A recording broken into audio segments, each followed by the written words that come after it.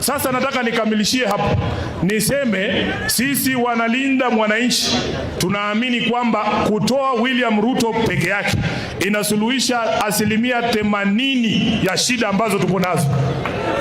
Immediately he is out of office, 80% of our problems will go, kwa sababu ni mtu mwenye roho mbaya.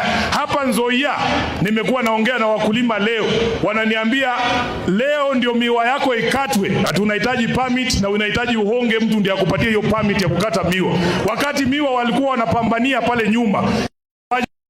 Wameingiza sukari zimejaa kwa magala ya Nzoia, hawana haja na miwa yetu, wanataka kuuza sukari ambao wameingiza kila gai.